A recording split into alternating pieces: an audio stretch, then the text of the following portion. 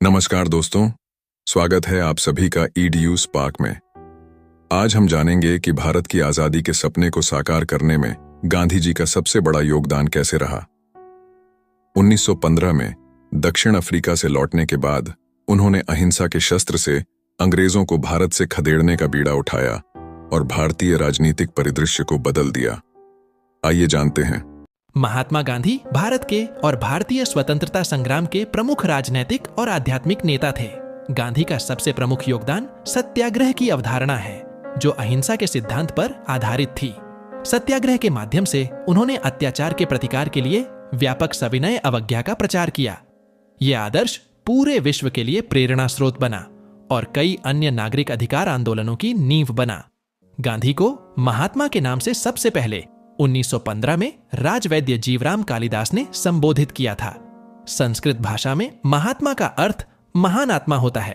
एक अन्य मत के अनुसार स्वामी श्रद्धानंद ने गांधी को 1915 में यह उपाधि दी थी, जबकि तीसरे मता वाले मानते हैं कि रविंद्रनाथ ठाकुर ने 1919 में अपने एक लेख में उन्हें महात्मा कहकर संबोधित किया था। इस नाम ने गांधी की पहचान और अधिक विशेष बना दी। गांधी जी को बापू के नाम से भी स्मरण किया जाता है, जो गुजराती भाषा में पिता के लिए प्रयुक्त होने वाला शब्द है। यह सम्मान सूचक संबोधन सबसे पहले उनके साबरमती आश्रम के शिष्य द्वारा किया गया था। द्वितीय विश्व युद्ध के दौरान सुभाष चंद्र बोस ने 6 जुलाई 1944 को रंगून रेडियो से प्रसारण में गांधी जी को राष्ट्रपिता कहकर संबोधित किया और आजाद हिंद फौज के सैनिकों के लिए उनका आशीर्वाद और शुभकामनाएं मांगी। यह संबोधन राष्ट्रीय और अंतर्राष्ट्रीय स्तर पर गांधी की भूमिका को और भी व्यापक बना देता है। गांधी जी का जन्मदिन 2 अक्टूबर भारत में गांधी जयंती के रूप में और दुनिया भर में अंतर्राष्ट्रीय अहिंसा दिवस के रूप में मनाया जाता है। यह दिन अहिंसा, शांति और सत्य की महत्ता को रेखांकित करता है। उनकी जीवन शैली और उनके विचार आज भी कई लोगों के लिए प्रेरणा का स्रोत बने हुए हैं। गांधी का साधारण जीवन और उनके उच्च आदर्शों ने न केवल भारतीय स्वतंत्रता संग्राम को सफल बनाया, बल्कि सामाजिक सुधार के अभियान को भी आगे बढ़ाया। महात्मा गांधी की विरासत आज भी अटूट है। उनके द्वारा दिखाए गए अहिंसा और सत्य के मार्ग ने न केवल भारतीय स्वतंत्रता आंदोलन को दिशा दी, बल्कि वैश्विक नागरिक अधिकार आंदोलन को भी प्रेरित किया। उनके विचार और सिद्धांत आज भी सामाजिक परिवर्तन और मानवाधिकारों की रक्षा के लिए आवश्यक माने जाते हैं। गांधी जी की शिक्षाएं हमें यह सिखाती हैं कि सत्य और अहिंसा के मार्ग पर चलते हुए किस प्रकार से अन्याय और अत्याचार का सामना किया जा सकता है। उनकी विरासत हमें उज्जवल भविष्य की ओर बढ़ाने के लिए प्रेरित करती है। 1918 में भारतीय स्वतंत्रता संग्राम की पहली बड़ी उपलब्धियां चंपारण और खेड़ा सत्याग्रह के रूप में मिली। नील की खेती को बाधित करते हुए और किसानों को नकद भुगतान की मांग करते हुए ये आंदोलन आत्मनिर्भरता का प्रतीक बने। अधिकांश अंग्रेज जमींदारों की शक्तिशाली दमनकारी नीतियों ने भारतीयों को आर्थिक संकट में धकेल दिया था, जिससे अत्यधिक गरीबी फैल गई। गांवों में फैली गंदगी, अस्वास्थ्यकर परिस्थितियों, शराब, अस्पृश्यता और पर्दा प्रथा ने समस्याओं को और बढ़ा दिया। इस निराशाजनक स्थिति में अंग्रेजों ने शाही कोष की भरपाई के लिए अधिक दमनकारी कर लगा दिए, जिससे ग्रामीणों का बोझ दिन प्रतिदिन बढ़ता गया। गुजरात के खेड़ा में भी यही समस्या उभर आई, जिससे किसानों के जीवन में कठिनाइयां बढ़ती गईं। महात्मा गांधी ने खेड़ा में एक आश्रम स्थापित किया, जहां उन्होंने अपने समर्थकों और नए स्वैच्छिक कार्यकर्ताओं को संगठित किया। उन्होंने गांवों का विस्तार से अध्ययन और सर्वेक्षण किया, जिसमें अत्याचार से पीड़ित लोगों की अनुत्पादक सामान्य स्थिति दर्ज की गई। इस अध्ययन और सर्वेक्षण से किसानों की स्थिति का गहन विश्लेषण हुआ और उनकी समस्याओं का समाधान खोजा जाने लगा। गांधी जी ने गांवों में विश्वास और आशा का संचार किया। उन्होंने गांवों की सफाई का कार्य आरंभ किया, जिसके अंतर्गत स्कूल और अस्पताल बनाए गए। इस आंदोलन ने ग्रामीणों में जागरूकता फैलाई और उन्हें आत्मसम्मान के साथ जीने की राह दिखाई। इन प्रयासों की वजह से चंपारण और खेड़ा सत्याग्रह भारतीय स्वतंत्रता संग्राम के महत्वपूर्ण मोड़ साबित हुए। 1906 में दक्षिण अफ्रीका में जुलू युद्ध की घटनाओं ने महत्वपूर्ण ऐतिहासिक मोड़ पैदा किया। चुनाव सुधारों के बाद जुलू समुदाय द्वारा 2 अंग्रेज अधिकारियों की हत्या के परिणाम स्वरूप अंग्रेजों ने जुलू के खिलाफ युद्ध छेड़ दिया।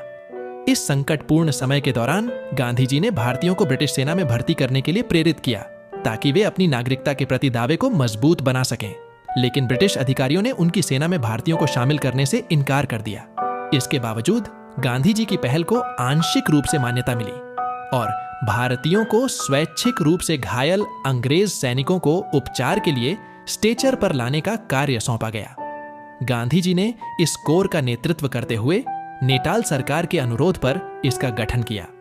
उन्होंने 21 जुलाई 1906 को इंडियन ओपिनियन में भारतीयों को इस कोर में शामिल होने के लिए प्रोत्साहित किया, यह कहते हुए कि इससे भारतीयों को आवश्यक प्रशिक्षण और अनुभव मिलेगा।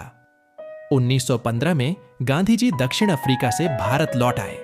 भारत में उन्होंने भारतीय राष्ट्रीय कांग्रेस के अधिवेशनों में सक्रिय भूमिका निभाई। हालांकि उनके विचार मुख्य रूप से उस समय के मुद्दों और कांग्रेस दल के प्रमुख नेता गोपाल कृष्ण गोखले पर केंद्रित थे, जो एक सम्मानित नेता थे। गांधी जी की इन गतिविधियों ने भारतीय स्वतंत्रता संग्राम को नई दिशा दी और उनकी भूमिका को इतिहास के पन्नों में अमर कर दिया। महात्मा गांधी का जीवन संघर्षों से भरा था, विशेषकर जब वे दक्षिण अफ्रीका में थे। वहां उन्हें भारतीयों पर होने वाले भेदभाव का सामना करना पड़ा। एक विशेष घटना ने उनके जीवन में बड़ा मोड़ ला दिया। प्रथम श्रेणी के डिब्बे में वैध टिकट होने के बावजूद उन्हें तीसरी श्रेणी के डिब्बे में जाने से इनकार करने पर ट्रेन से बाहर फेंक दिया गया। यह घटना न केवल अपमानजनक थी, बल्कि गहरी मानसिक आघात देने वाली भी थी। गांधी को ट्रेन की पायदान पर यात्रा करनी पड़ी। यही नहीं, जब एक यूरोपियन यात्री को अंदर आना था तो चालक ने उन्हें मार भी दिया। इस असमानता और अत्याचार ने गांधी के अंदर एक असीम ऊर्जा भर दी। अन्य भारतीयों की दुर्दशा देखकर वे अंदर से झकझोर गए। उनकी कठिनाइयां यहीं समाप्त नहीं हुई। कई होटलों ने उन्हें प्रवेश करने की अनुमति नहीं दी और यहां तक कि अदालत में एक न्यायाधीश ने उनसे पगड़ी उतारने का आदेश भी दिया, जिसे गांधी ने ठुकरा दिया। इन घटनाओं ने गांधी की सोच और सामाजिक सक्रियता को नया आयाम दिया। वे धीरे धीरे अन्याय के विरुद्ध जागरूकता फैलाने लगे और सामाजिक परिवर्तन के प्रति समर्पित हो गए। दक्षिण अफ्रीका में भारतीयों पर हो रहे अन्याय और अत्याचार ने गांधी को अंग्रेजी साम्राज्य के खिलाफ आवाज उठाने को प्रेरित किया। उन्होंने अपने देशवासियों के सम्मान और अधिकारों के लिए संघर्ष किया। यह संघर्ष भारतीय स्वतंत्रता संग्राम की नींव का पत्थर बन गया और महात्मा गांधी का नाम इतिहास के पन्नों में स्वर्ण अक्षरों में अंकित कर गया। गांधी जी के नेतृत्व में भारतीय स्वतंत्रता संग्राम ने एक नया मोड़ लिया, जब उन्हें अशांति फैलाने के आरोप में पुलिस ने गिरफ्तार किया और प्रांत छोड़ने का आदेश दिया। इस घटना से प्रेरित होकर हजारों लोगों ने विरोध प्रदर्शन किए। जेल, पुलिस स्टेशनों और अदालतों के बाहर रैलियां निकालकर गांधी जी की बिना शर्त रिहाई की मांग की। यह जनसमर्थन देखना असाधारण था। गांधी जी ने जमींदारों के खिलाफ विरोध प्रदर्शन और हड़तालों का नेतृत्व किया, जो ब्रिटिश सरकार के मार्गदर्शन में गरीब किसानों का शोषण कर रहे थे। उनकी मांगों में अधिक क्षतिपूर्ति, खेती पर नियंत्रण और राजस्व में बढ़ोतरी को रद्द करना शामिल था। इस संघर्ष के दौरान ही जनता ने उन्हें बापू और महात्मा के नाम से संबोधित करना शुरू कर दिया। खेड़ा में सरदार पटेल ने अंग्रेजों के साथ विचार विमर्श के लिए किसानों का नेतृत्व किया, जो अंततः सफल रहा। अंग्रेजों ने राजस्व संग्रहण से मुक्ति दे दी और सभी कैदियों को रिहा कर दिया गया। इस विजय ने गांधी जी की ख्याति को देश भर में फैला दिया और उन्हें एक महान नेता के रूप में स्थापित किया। दिसंबर 1921 में गांधी जी भारतीय राष्ट्रीय कांग्रेस के कार्यकारी अधिकारी नियुक्त किए गए। उन्होंने कांग्रेस को स्वराज के नए उद्देश्य के साथ संगठित किया और सदस्यता सभी के लिए खुली रखी। पार्टी को एक राष्ट्रीय जनता की पार्टी बनाने के लिए अनुशासन में सुधार हेतु पद सोपान समिति गठित की गई। गांधी जी ने अपने अहिंसात्मक मंच को स्वदेशी नीति में शामिल किया, जिसमें विदेशी वस्तुओं, विशेषकर अंग्रेजी वस्त्रों का बहिष्कार करना था। उन्होंने भारतीयों से हाथ से बनी खादी पहनने का आग्रह किया और स्वतंत्रता आंदोलन को समर्थन देने के लिए प्रतिदिन सूत काटने का आह्वान किया। यह अनुशासन और आत्मनिर्भरता की दिशा में एक महत्वपूर्ण कदम था। जब कांग्रेस पार्टी ने सत्ता की बागडोर संभालने का फैसला किया, गांधी जी ने पार्टी की सदस्यता से इस्तीफा देना उचित समझा।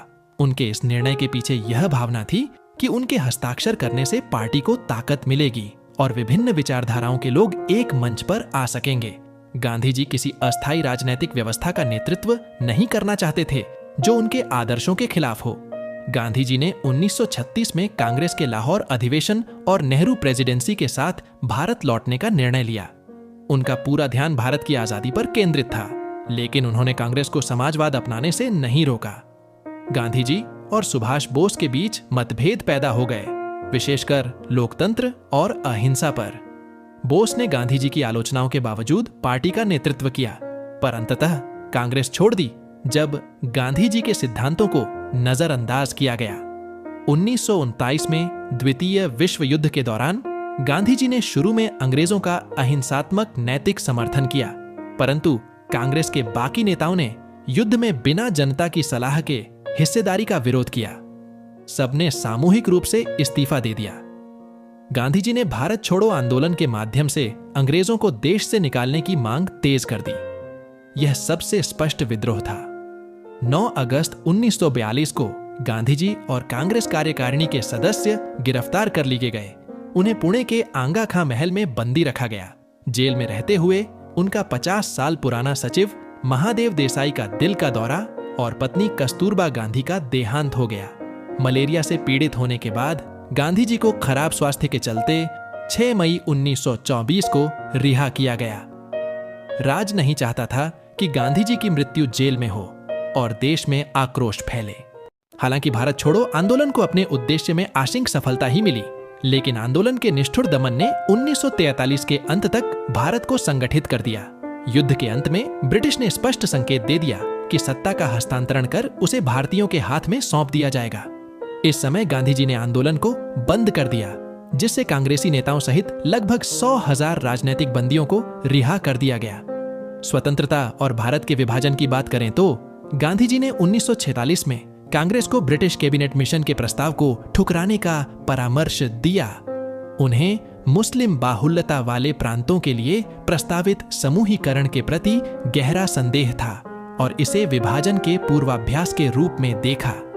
कांग्रेस में भी इस प्रस्ताव पर मतभेद थे। नेहरू और पटेल को लगा कि अगर कांग्रेस इस योजना का अनुमोदन नहीं करती तो सरकार का नियंत्रण मुस्लिम लीग के पास चला जाएगा। 1948 के बीच करीब 5,000 से अधिक लोग हिंसा के दौरान मारे गए।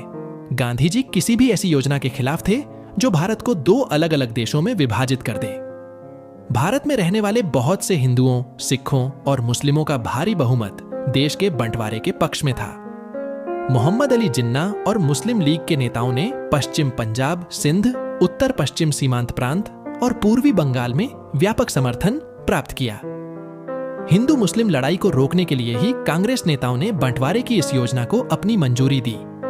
कांग्रेस नेता जानते थे कि गांधी जी बंटवारे का विरोध करेंगे और उनकी सहमति के बिना कांग्रेस के लिए आगे बढ़ना असंभव था, क्योंकि पार्टी में गांधी जी का समर्थन और संपूर्ण भारत में उनकी स्थिति मजबूत थी। गांधी जी के करीबी सहयोगियों ने बंटवारे को एक सर्वोत्तम उपाय के रूप में स्वीकार किया और सरदार पटेल ने गांधी जी को समझाने का प्रयास किया कि नागरिक अशांति युक्त युद्ध को रोकने का यही एकमात्र उपाय है। मजबूर गांधी ने अपनी अनुमति दे दी और उत्तर भारत के साथ साथ बंगाल में भी मुस्लिम और हिंदू नेताओं के साथ गर्म रवैये को शांत करने के लिए गहन विचार विमर्श किया। 1947 के भारत पाकिस्तान युद्ध के बावजूद उन्हें परेशान किया गया, जब सरकार ने पाकिस्तान को विभाजन परिषद द्वारा बनाए गए समझौते के अनुसार 55 करोड़ रुपयों का भुगतान करने से मना कर दिया। सरदार पटेल जैसे नेताओं को डर था कि पाकिस्तान इस धन का प्रयोग भारत के खिलाफ युद्ध छेड़ने में कर सकता है। जब यह मांग उठने लगी कि सभी मुस्लिमों को पाकिस्तान भेज दिया जाए, तो मुस्लिम और हिंदू नेताओं ने इस पर असंतोष व्यक्त किया और समझौता करने से मना कर दिया। गांधी जी को इससे गहरा सदमा पहुंचा। उन्होंने दिल्ली में अपना पहला आमरण अनशन आरंभ किया, जिसमें सांप्रदायिक हिंसा को तुरंत समाप्त करने और पाकिस्तान को 55 करोड़ रुपयों का भुगतान करने की मांग की गई थी।